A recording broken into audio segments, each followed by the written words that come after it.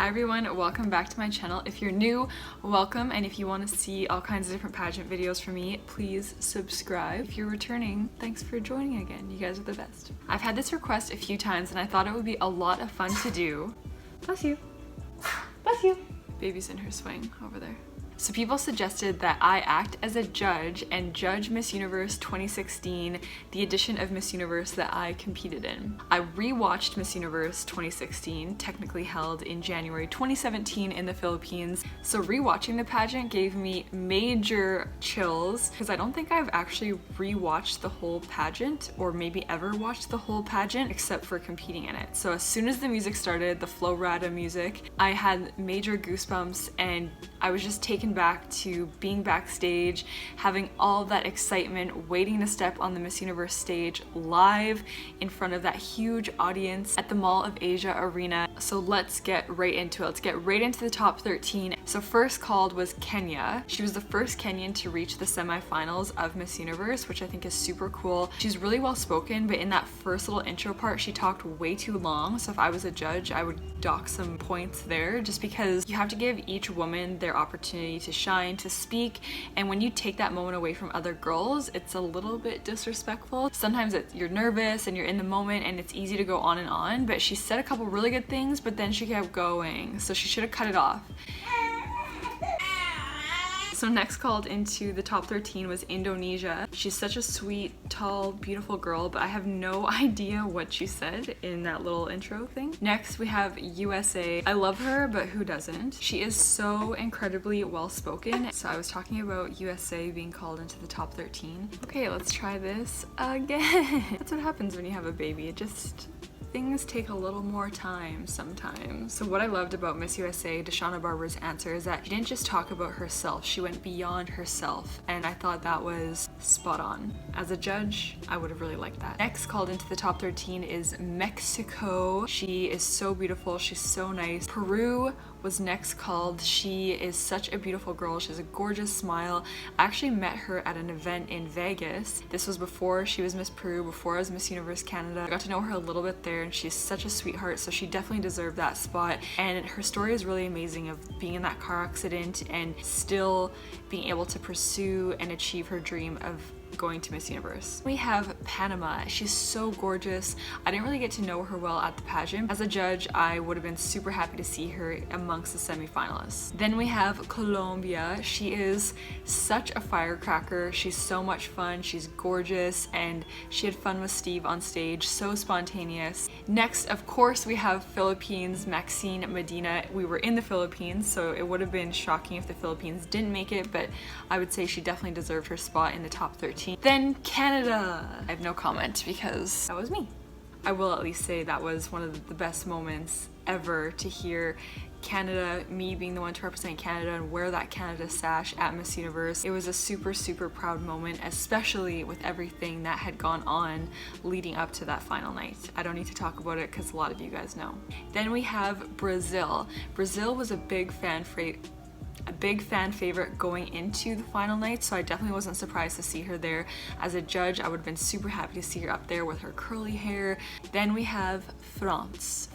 I'm not even gonna try to say it like that. France. I'll say it in my Canadian accent. She's so cute. I loved her answer. It was so sweet and it was funny. Steve Harvey made a good joke of it. Then we have Haiti. She's so tall, statuesque. She's taller than Steve Harvey, I think. Was she? Yeah, she was. Last called into the top 13 was the People's Choice with over 1 million votes, and that was Thailand. I love this girl. She's so funny. She's freaking beautiful. From an outsider perspective or an outsider point of view, easily into my top 3 if I would have done the predictions. The elephant in the room for this one here of who was left out of the semifinals was Venezuela. And if you guys have seen my other videos, I talk a little bit about this whole situation, but behind the scenes, and some of the judges would have seen this, would have been notified about this, Venezuela was not the nicest contestant, maybe lacked a little bit of respect for fellow contestants, for the chaperones, for volunteers. That right there is why I would say why she didn't make it. I don't know how her interviews were before.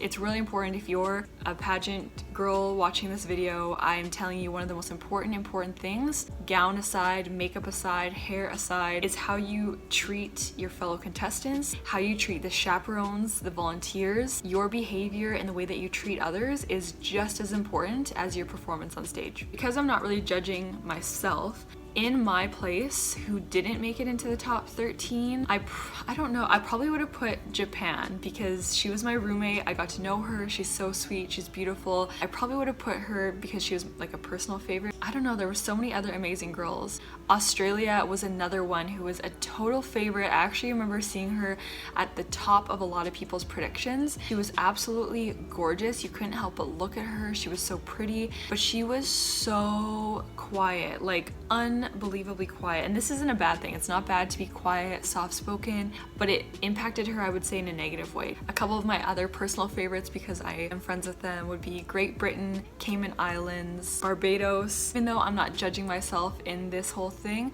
I got to do that little mini interview with Ashley Graham, so I'll show a little clip of it because, you know, why not?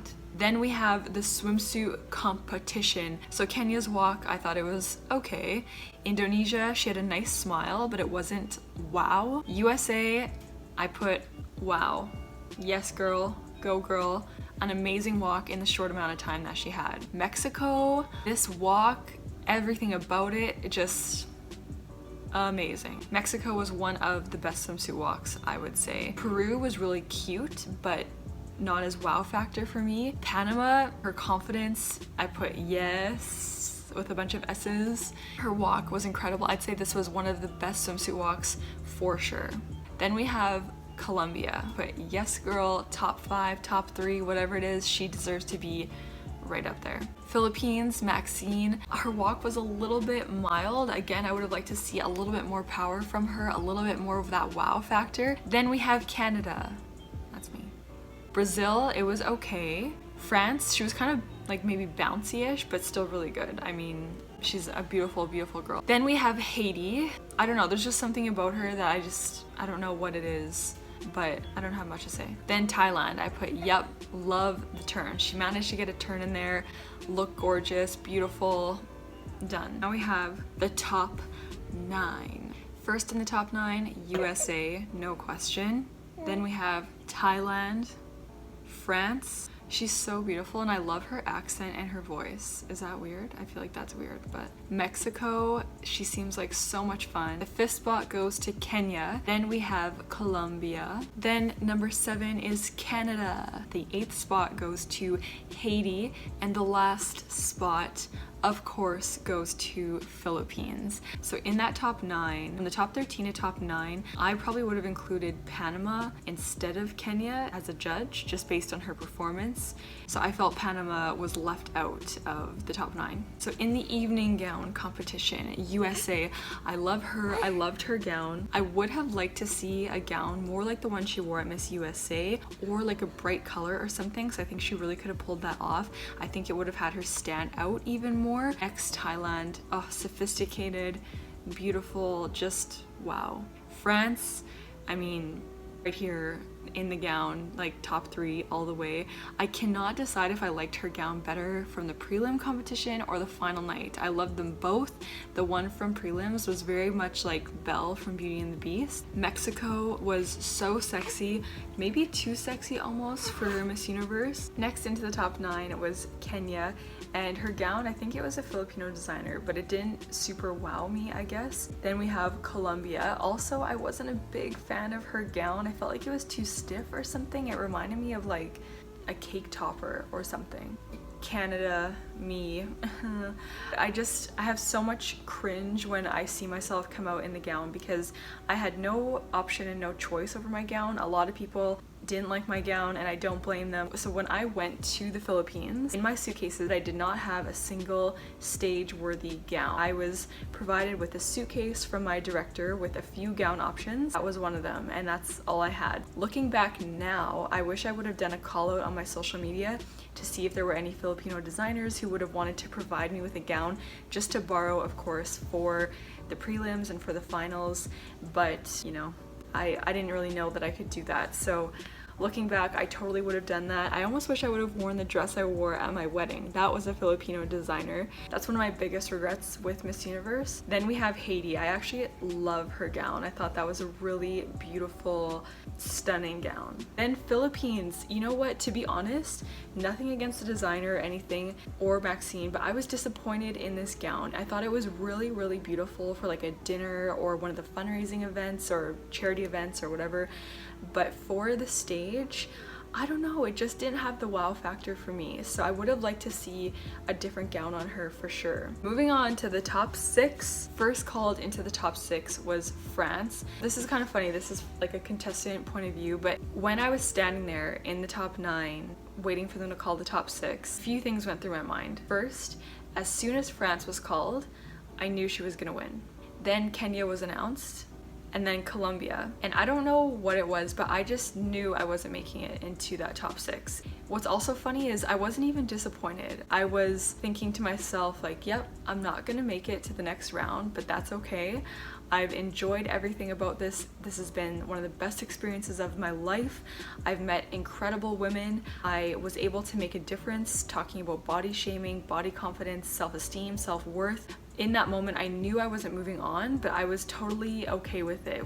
Then they announced Philippines, of course. Oh, sorry. And Thailand, one of my personal favorites, and then Haiti. So out of the top 6, from the top 9 to top 6, 1000% USA deserved to be in the top 6. It's kind of funny though, because North America, Canada, Mexico, and USA, we all got wiped out from the top 9 and top 6. So the 3 of us, a whole continent, wiped out. Then the top 6 questions. France, I thought she did an amazing job answering her question. She was calm, beautiful, again, obsessed with her voice and her accent. Then we have Kenya.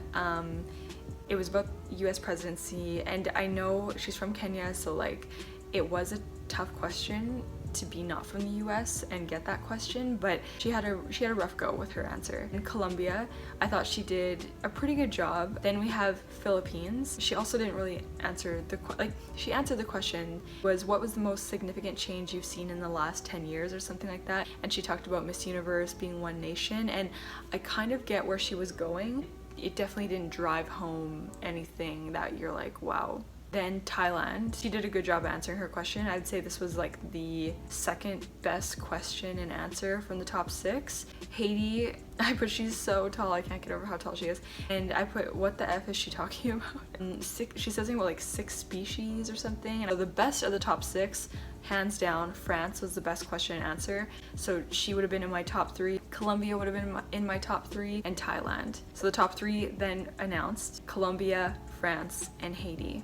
Again, my third in the top 3 instead of Haiti would have been Thailand. I don't know how Thailand didn't make it into the top 3. I'm confused. The top 3 question was to talk about something you failed at or something like that. Colombia just didn't really answer the question. France, I thought she nailed the question. I thought she had an amazing answer. Haiti, she talked about the earthquake.